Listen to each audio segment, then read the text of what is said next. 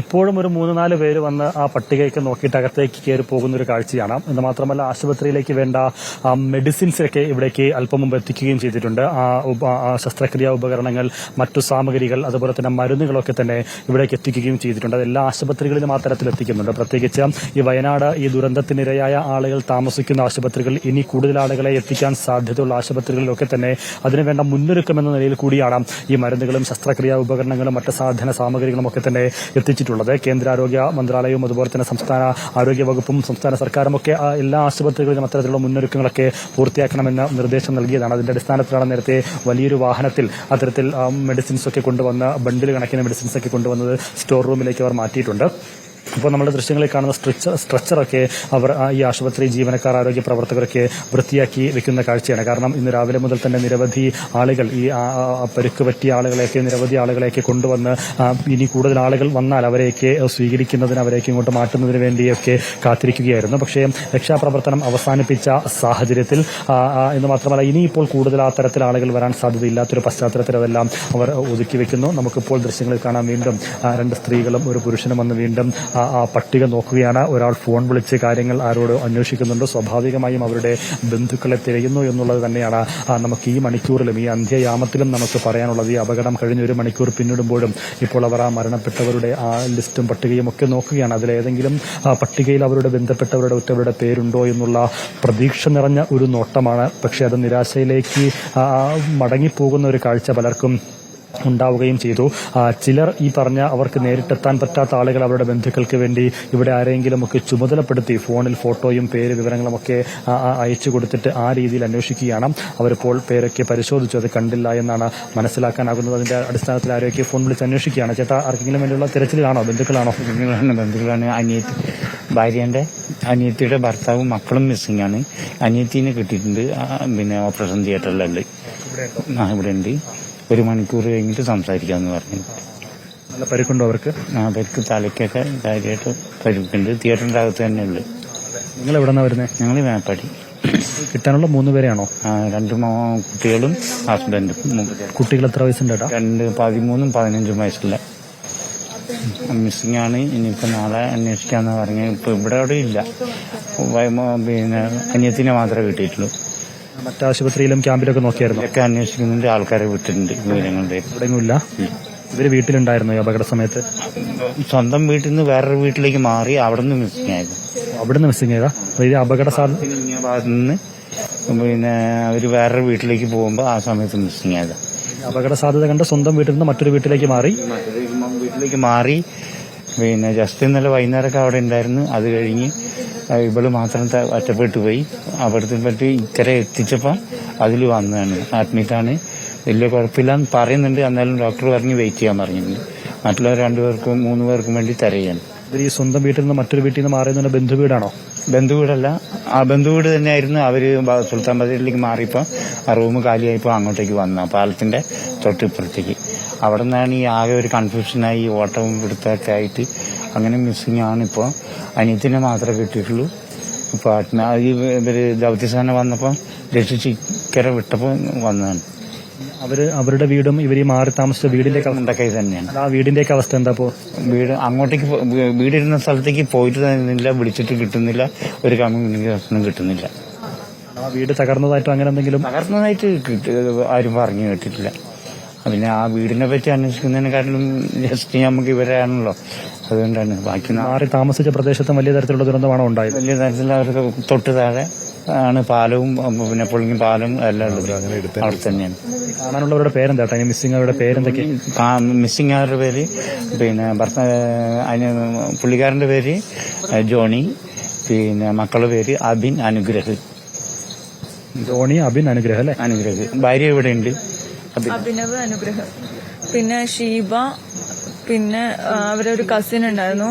ഷീബ എന്ന് പറയുന്ന ആളുടെ ചേച്ചീന്റെ മോന് പാലക്കാട് നിന്ന് വന്നിട്ടുണ്ടായിരുന്നു, ജസ്റ്റിൻ അവന്റെ പേര്. പിന്നെ ഷിസിൻ, ഈ ഷീബ എന്ന് പറയുന്നവരുടെ ചെറിയ മോൻ. മൂത്താൾ ഇവിടെ അഡ്മിഷൻ ഉണ്ട്, സർജറി വാർഡിൽ അഡ്മിറ്റാണ്.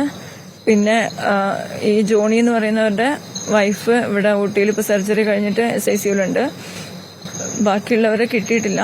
അഭിനവ് എന്ന് പറയുന്ന ആളുടെ മൂത്ത മോന്റെ ബോഡി ഐഡന്റിഫൈ ചെയ്തിട്ടുണ്ട്. ചെറിയ 2 പേരുടെ വിവരറിയില്ല. മൊത്തത്തിലപ്പോൾ എത്ര പേരാ മിസ്സിംഗ് ഉള്ളത്? നമ്മൾ ആ വീട്ടിലുണ്ടായിരുന്നത് 8 പേരായിരുന്നു. അതിനകത്ത് 2 പേര് ഇവിടെ ഓൾറെഡി ഉണ്ട്. പിന്നെ ഒരാളുടെ ബോഡിയാണ് ഇപ്പോൾ ഐഡന്റിഫൈ ചെയ്ത്. ഇനിയും 5 പേരെ കിട്ടാനുണ്ട്. എല്ലായിടത്തും അന്വേഷിച്ചോ? നമ്മളൊരുവിധം ഇവിടെ ഗ്രൂപ്പ്, ഞാൻ ഇവിടുത്തെ സ്റ്റാഫാ, ഞാൻ ഇവിടുത്തെ കുറെ ഗ്രൂപ്പുകളിലൊക്കെ ഇട്ടിട്ടുണ്ടായിരുന്നു. അപ്പൊ അങ്ങനെ കുറെ പേര് അവിടെ രക്ഷാപ്രവർത്തനത്തിന് പോയ ഒരാള് ഫോട്ടോ കാണിച്ചു തന്നു മോൻ്റെത്. അത് ഐഡന്റിഫൈ ചെയ്തു. ഇവിടുത്തെ സ്റ്റാഫാ? ബന്ധുവാണോ ഈ മിസ്സിംഗ് ആയത്? എന്റെ പപ്പേന്റെ അനിയനും 2 അനിയന്മാരുടെ ഫാമിലിയാണത്. നേരത്തെ വാതിൽ കയറിയപ്പോഴേ ഇവിടെ ജോലി ചെയ്യുന്ന ഒരാളെയും കാണാനില്ലാന്ന് പറഞ്ഞു. അപ്പൊ അങ്ങനെ ഒരുപാട് പേരുണ്ടോ? ജോലി ചെയ്യുന്നതിൽ നീതു, ദിവ്യ എന്ന് പറയുന്നവരൊക്കെ മിസ്സിംഗ് ആണെന്ന് പറഞ്ഞിട്ടുണ്ട്. ഷഹല, ഷെഫീന എന്നൊക്കെ പറഞ്ഞിട്ട്. ഈ 3 പേര് മിസ്സിംഗ് ആണ്. ഇതുവരെ ഒരു വിവരം കിട്ടിയിട്ടില്ല. ബിനിൽ, ഇത് തന്നെയാണ് ഓരോ മണിക്കൂർ കഴിയുമ്പോഴും ഇത്തരത്തിൽ കണ്ണുനീരിന്റെ തോത് കൂടുന്നു എന്നതല്ലാതെ, ഓരോരുത്തരുടെയും നെഞ്ചെടുപ്പ് കൂടുന്നു എന്നതല്ലാതെ ആശ്വാസത്തിന് വലിയ വകയൊന്നും കാണുന്നില്ല എന്നുള്ളതാണ്. ഒരു കുടുംബത്തിൽ 8 പേരുണ്ടായിരുന്നു. അതിൽ പാലക്കാട് നിന്ന് ഇന്നലെയോ മെനഞ്ഞാന്നൊക്കെ ഇവിടെ ഈ സ്ഥലത്തേക്ക് എത്തിയ ആൾ ഉൾപ്പെടെ 8 അംഗ ഒരു കുടുംബം. അതിൽ 2 പേർ ഈ ആശുപത്രിയിലുണ്ട്. ഒരാളുടെ ശസ്ത്രക്രിയ കഴിഞ്ഞു. ആ 8 പേരിൽ ഒരാളുടെ മൃതദേഹം ഇപ്പോൾ തിരിച്ചറിഞ്ഞിരിക്കുന്നു. ബാക്കി 5 പേർ എവിടെ എന്നുള്ള ഒരു പ്രധാനപ്പെട്ട ഒരു ചോദ്യം. ആ ചോദ്യത്തിനൊരു ഉത്തരം തേടിയുള്ള പരക്കം പാച്ചിലാണ് അവരുടെ ബന്ധുക്കൾ, വേണ്ടപ്പെട്ടവർ. അതിലൊരാൾ ഈ ആശുപത്രിയിലെ തന്നെ ജീവനക്കാരിയാണ്. അവരുടെ ബന്ധു ഉൾപ്പെടെയാണ് ഈ 5 പേരെ ഇനിയും കാണാനില്ലാത്തത്. അവർ മറ്റാശുപത്രികളിൽ തിരക്കി, ക്യാമ്പിൽ തിരക്കി. ഈ ആശുപത്രിയിൽ തന്നെ പലവട്ടം അവർ വന്ന് നോക്കി സ്ഥിരീകരിക്കുകയാണ്. പേരുണ്ടോ, തങ്ങളുടെ ആദ്യ നോട്ടത്തിൽ വിട്ടുപോയതാണോ, ഇനി എങ്ങാനും ആ പേര് എഴുതി ചേർക്കപ്പെട്ടിട്ടുണ്ടോ എന്ന് വലിയ പ്രതീക്ഷയോടുകൂടി അവർ വന്നു നിരാശയോടെ മടങ്ങുന്ന ഒരു സാഹചര്യം. അതിൽ 6 പേരെയായിരുന്നു കാണാനില്ലാതിരുന്നത്. അതിൽ ഒരാളുടെ മൃതദേഹം തിരിച്ചറിഞ്ഞു എന്നുള്ളതാണ് ഇപ്പോൾ പറയുന്നത്. ഇനി 5 പേരുണ്ട്. 2 കുട്ടികൾ ആ കൂട്ടത്തിലുണ്ട് എന്നുള്ളതാണ് പറയുന്നത്. സ്വാഭാവികമായും അവർക്കെന്ത് പറ്റിയെന്ന് മാത്രമല്ല, ആ ചേട്ടൻ സംസാരിച്ചപ്പോൾ പറഞ്ഞത് അപകട സാധ്യത കണക്കിലെടുത്ത് അപകട സാധ്യത മുന്നിൽ കണ്ടുകൊണ്ട് സ്വന്തം വീട്ടിൽ നിന്ന് മറ്റൊരു വീട്ടിലേക്ക് മാറി താമസിക്കുകയായിരുന്നു. അവിടെ നിന്നാണ് ഇപ്പോൾ കാണാതായിരിക്കുന്നത്. അവിടെ നിന്നാണ് ഒരാളെ പരിക്കുകളോടെ ഈ ആശുപത്രിയിലേക്ക് എത്തിച്ചത്. ആ കൂട്ടത്തിലുണ്ടായിരുന്ന ഒരാളാണ് ഇപ്പോൾ മരണത്തിന് കീഴടങ്ങിയത്. അങ്ങനെ അപകടം ഭയന്ന് ഒളിച്ചോടുകയോ അല്ലെങ്കിൽ മറ്റൊരിടത്ത് അഭയം പ്രാപിക്കുകയോ ചെയ്തിട്ടും അവിടെ നിന്നും ഈ ദുരന്തമുഖത്തേക്ക് വഴുതി വീഴുന്ന ഒരു സാഹചര്യം. അങ്ങനെ എത്രയോ ആളുകളുണ്ടാകും. ഈ ഒരു കുടുംബം മാത്രമായിരിക്കില്ല, ഈ ഒരു കുടുംബത്തിലെ അവരുടെ ബന്ധപ്പെട്ടവർ, കുടുംബക്കാർ മാത്രമായിരിക്കില്ല. അങ്ങനെ എത്രയോ പേർ ആ തരത്തിൽ ഉണ്ടായിരിക്കും.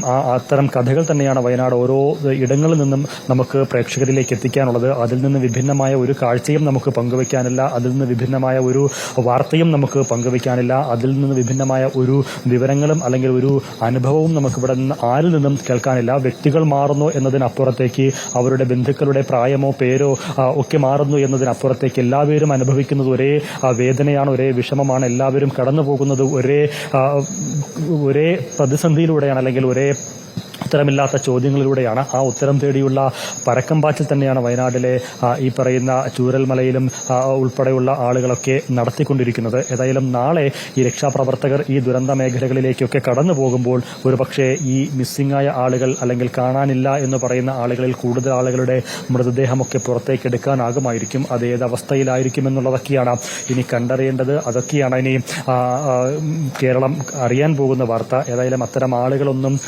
ജീവനോടെ മടങ്ങി വരുമെന്ന് ഈ ഘട്ടത്തിൽ നമുക്ക് പ്രതീക്ഷിക്കാം, നമുക്ക് ആഗ്രഹിക്കാം, പ്രാർത്ഥിക്കാം. അതിനപ്പുറത്തേക്ക് എത്രത്തോളം അതൊരു യുക്തിസഹമായ ഒരു പ്രതീക്ഷയോ അല്ലെങ്കിൽ അതിന് എത്രത്തോളം ഒരു അടിസ്ഥാനം ഉണ്ടാകുമെന്നുള്ളതൊക്കെ നമുക്ക് ഊഹിക്കാവുന്നതേ ഉള്ളൂ. ഏതായാലും കേരളം വല്ലാത്തൊരു ദുരന്ത വാർത്ത തന്നെയാണ് കേട്ടിരിക്കുന്നത് എന്നുള്ള കാര്യത്തിൽ സംശയമില്ല. ഇപ്പോൾ മഴയൊന്ന് മാറി നിൽക്കുകയാണ്. നേരത്തെ വരെയും വലിയ മഴ പെയ്തിരുന്നു. ഇപ്പോൾ മഴയ്ക്കൊരു ശമനമുണ്ട്. തുള്ളിത്തുള്ളിയായിട്ട് വീഴുന്നുണ്ട്. ചാറ്റൽ മഴ എന്ന് പോലും പറയാനാവില്ല. പക്ഷെ എന്നാൽ പോലും ഒരു മഴ മാറിയിട്ടുണ്ട്. വലിയ ഒരു മഴയായിരുന്നു, പെരുമഴയായിരുന്നു. അതിൽ നിന്നൊരു വലിയ മാറ്റം, ഒരു ആശ്വാസകരമായ സാഹചര്യം